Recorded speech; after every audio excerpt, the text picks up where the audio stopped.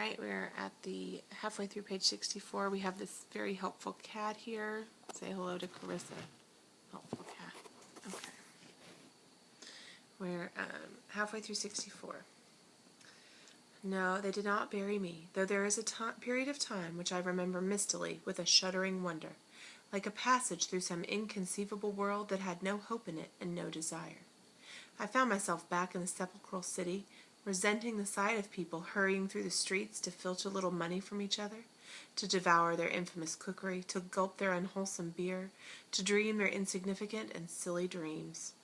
They trespassed upon my thoughts. They were intruders whose knowledge of life was to me an irritating pretense, because I felt so sure they could not possibly know the things I knew. Their bearing, which was simply the bearing of commonplace individuals, going about their business in the assurance of perfect safety, was offensive to me like the outrageous flauntings of folly in the face of a danger it is unable to comprehend. So when he goes back to Europe, he can't understand how everyone just acts like they're so safe because he's been living in the jungle. I had no particular desire to enlighten them, but I had some difficulty in restraining myself from laughing in their faces so full of stupid importance. I dare say I was not very well at that time. I tottered about the streets. There were various affairs to settle, grinning bitterly at perfectly respectable persons. I admit my behavior was inexcusable, but then my temperature was seldom normal in these days. My dear aunt's endeavors to nurse up my strength seemed altogether beside the mark.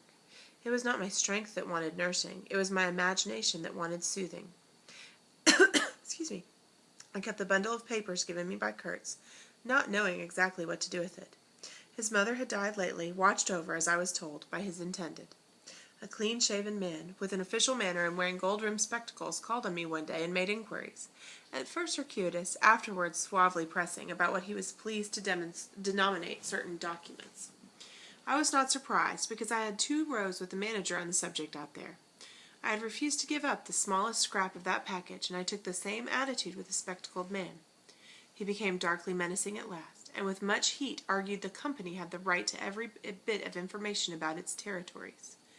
And said he, Mr. Kurtz's knowledge of unexplored regions must have been necessarily extensive and peculiar, owing to his great abilities and to the deplorable circumstances in which he had been placed. Therefore, I assured him Mr. Kurtz's knowledge, however extensive, did not bear upon the problems of commerce or administration. He invoked then the name of science. It would be an incalculable loss if, etc., etc. I offered him the report on the suppression of savage customs with the postscriptum torn off, the part where Kurtz said, "Exterminate all the brutes." "This is not what we had a right to expect," he remarked. "Expect nothing else," I said. "There are only private letters." He withdrew upon some threat of legal proceedings, and I saw him no more, but another fellow, calling himself Kurtz's cousin, appeared 2 days later, and was anxious to hear all the details about his dear relative's last moments. Incidentally, he gave me to understand that Kurtz had been essentially a great musician. "There is the making of an immense success," said the man, who was an organist, I believe, with lank gray hair flowing over a greasy coat collar. I had no reason to say what was Kurtz's profession, whether he ever had any, which was the greatest of his talents. I had taken him for a painter who wrote for the papers, or else for a journalist who could paint. But even the cousin, who took snuff during the interview, could not tell me what he had been exactly. He was a universal genius. On that point I agreed with the old chap, who thereupon blew his nose noisily into a large cotton handkerchief and withdrew in senile agitation, bearing off some family letters and memoranda without importance. Ultimately, a journalist anxious to know something of the fate of his dear colleague turned up. This visitor informed me Kurtz's proper sphere ought to have been politics, on the popular side. He had furry, straight eyebrows, bristly hair cropped short, an eyeglass on a broad ribbon, and becoming expansive, confessed his opinion that Kurtz couldn't write a bit, but heavens, how that man could talk. He electrified large meetings. He had faith, don't you see? He had the faith. He could get himself to believe anything, anything.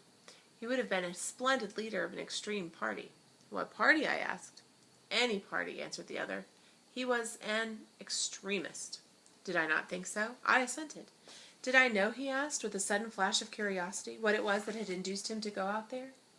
"Yes," said I, and forthwith handed him the famous report for publication if he thought fit.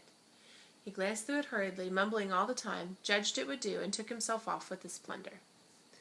Okay, so number 28, who nurses Marlowe when he returns to Belgium? his aunt. And who is the first person who asks for Kurtz's papers? Is one of the men from the company. And what does Marlowe give him? He gives him the report of the suppression of savage customs, but how does he deface it? He tears off, exterminate the brutes. The postscript.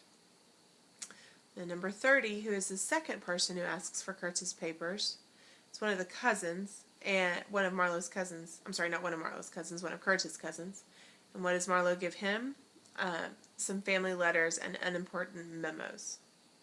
And then number 31, who is the third person who asks for Kurtz's papers, it's a journalist, and what does Marlowe give him?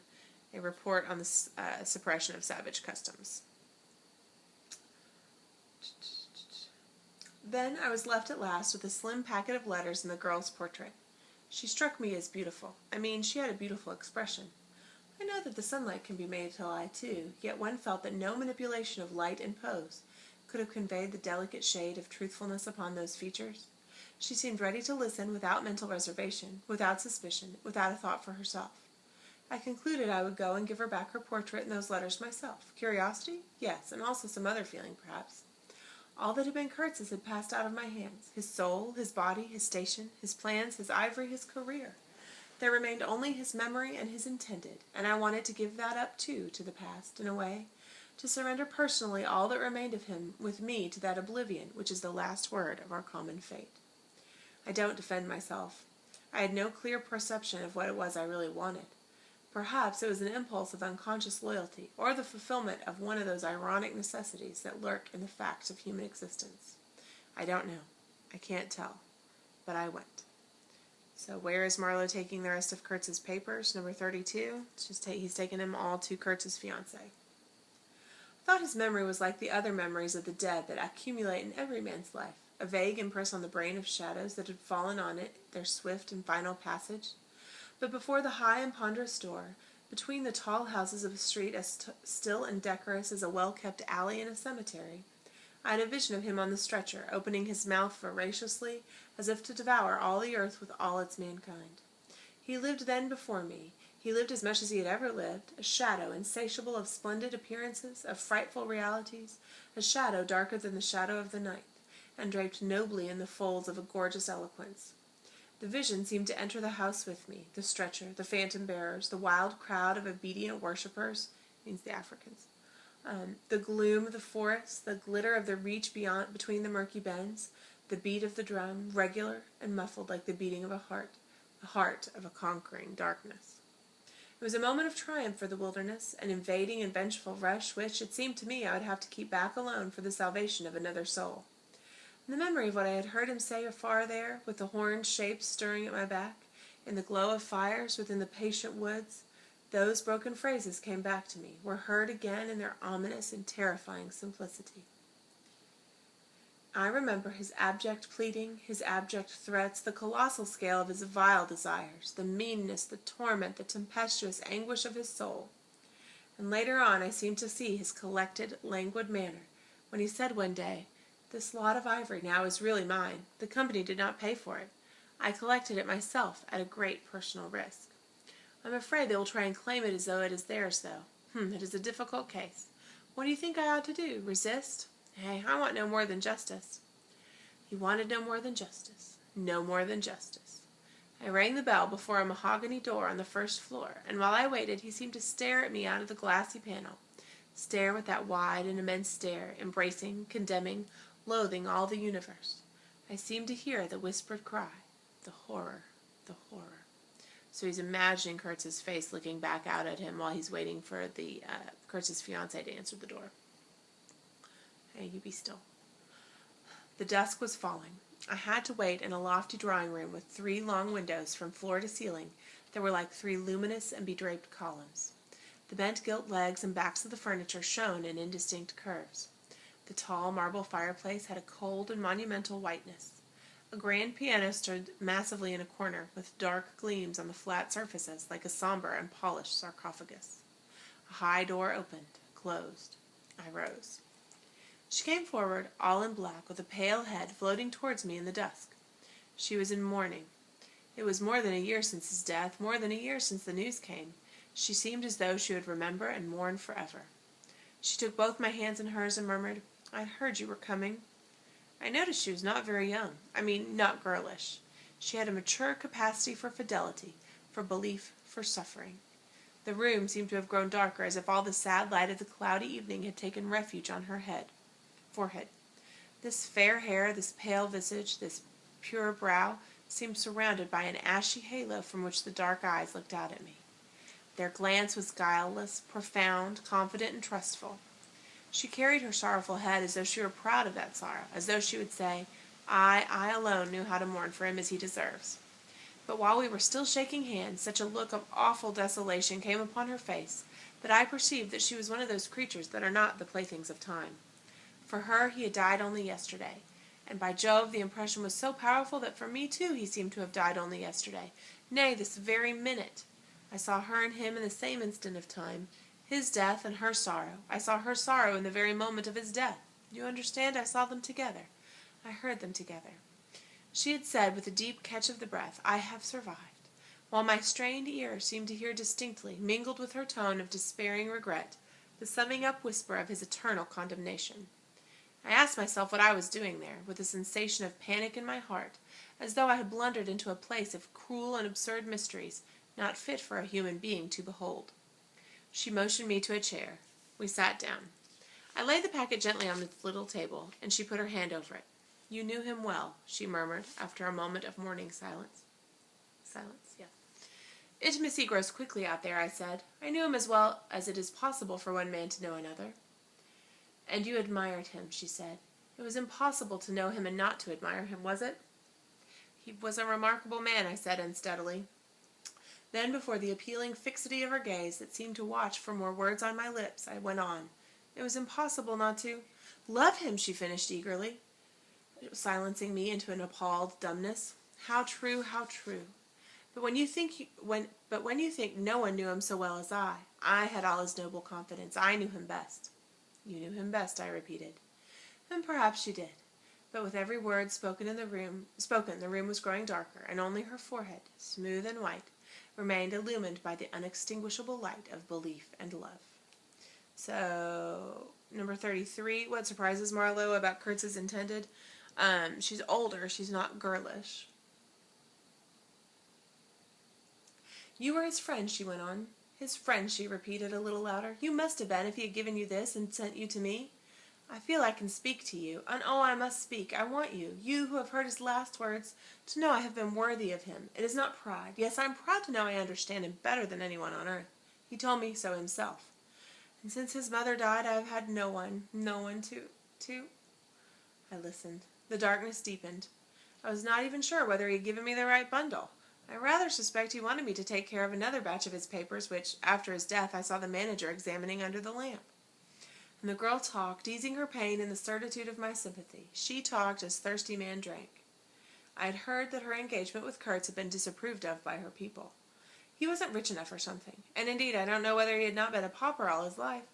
He had given me some reason to infer that it was his impatience of comparative poverty that drove him out there. "Who is not his friend who has heard him speak once?" she was saying. "He drew men towards him by what was best in them." She looked at me with intensity. "It is the gift of the great," she went on, and the sound of her low voice seemed to have all the accompaniment of all the other sounds, full of mystery, desolation, and sorrow, I have ever heard. The ripple of the river, the soughing of the trees swayed by the wind, the murmurs of the crowds, the faint ring of the incomprehensible words cried from afar, the whisper of a voice speaking from beyond the threshold of an eternal darkness. "But you have heard him, you know," she cried. She wants to know Kurtz's last words. Number 34 was the intended want to know Kurtz's last words. "Yes, I know," I said, with something like despair in my heart, but bowing my head before the faith that was in her, before that great and saving illusion that shone with an unearthly glow in the triumphant darkness from which I could not have defended her, from which I could not even defend myself. "What a loss to me, to us," she corrected with beautiful generosity, then added in a murmur, "to the world." By the last gleams of twilight I could see the glitter of her eyes, full of tears that would not fall. "I've been very happy, very fortunate, very proud," she went on. "Too fortunate, too happy for a little while. And now I am unhappy for life." She stood up. Her fair hair seemed to catch all the remaining light in a glimmer of gold. I rose too. And all of this, she went on mournfully, all of his promise and all of his greatness, of his generous mind, of his noble heart, nothing remains, nothing but a memory. You and I. We shall always remember him, I said hastily. No, she cried. It is impossible that all this should be lost, that such a life should be sacrificed to leave nothing but sorrow. You know what vast plans he had. I knew of them too. I could not perhaps understand, but others knew of them. Slightly misogynistic. Something must remain. His words, at least, have not died. His words will remain, I said. And his example, she whispered to herself. Men looked up to him. His goodness shone in every act. His example. True, I said, his example, too. Yes, his example, I forgot that. But I do not. I cannot believe, not yet. I cannot believe that I shall never see him again. That nobody will see him again. Never, never, never.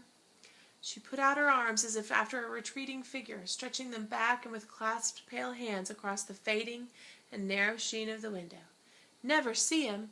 I saw him clearly enough then. I shall see this eloquent phantom as long as I live, and I shall see her too, a tragic and familiar shade, resembling in this gesture another one, tragic also, and bedecked with powerless charms, stretching bare brown arms over the glitter of the infernal stream.